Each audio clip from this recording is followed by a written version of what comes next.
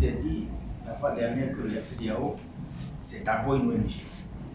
La différence avec vous, c'est que c'est une ONG internationale. C'est une ONG qui bénéficie des accords de siège. C'est une ONG qui peut avoir le financement de l'Union européenne et de la DEFCON et de la DG. Or, de très loin, ces grandes structures. Donc, c'est la première rencontre que nous faisons aujourd'hui. Donc, je voudrais vous dire sincèrement, je souhaitais vous rencontrer. Je vous ai dit l'autre jour, lorsqu'on mettait le comité de veille en place, nous ne sommes pas des sociétés d'État. Nous ne sommes pas l'État. Nous sommes des privés. Donc, on doit produire et on doit jouir de ce que nous produisons. C'est ça la réalité. Pour que le SCDO mobilise des fonds, il faut que nous travaillions. Si nous ne travaillons pas, on ne mobilisera aucun fonds. Et je vous ai dit aussi la fois dernière que les ONG en Côte d'Ivoire, partout comme en Afrique, sont des problèmes. À 90%, que d'être des solutions. Pas d'activité. Si les gens n'ont pas confiance, aujourd'hui, la direction au développement du ministère des Affaires étrangères belge finance directement les projets. Ils n'attendent plus de donner à une ONG. On doute des États. Si on doute des ONG, à qui on va faire confiance? Tout simplement dire merci à Kone, merci à tous ceux qui sont ici. Pour remercier d'être là. J'ai écouté, je regarde toujours le comité de veille. Vous êtes à 43 aujourd'hui. Jusqu'à ce qu'hier, en tout cas, je n'ai pas regardé ce matin. Il y a 43 déjà. Le CEDEAO n'est qu'un partenaire des ONG. Loin de nous l'intention de nous immiscer dans la gestion de vos ONG. Puisqu'on n'était pas à l'origine de la créature. Donc on ne peut pas. Donc du coup, ce que nous on peut faire, c'est de vous donner des conseils, d'aviser comment vous pouvez fonctionner, comment vous pouvez avoir des financements, comment vous pouvez faire respecter par vos adhérents et tous ceux pour qui vous luttez pour leur suivi, pour leur promotion. Voilà ce qu'on peut faire.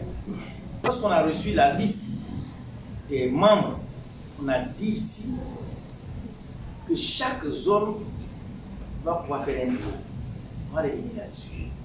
Troisième point. Donc je dis que après qu'on ait mis en place le comité des veilles, moi je voudrais vous donner la parole de façon démocratique, afin que chacun puisse me dire qu'est-ce qu'on fait.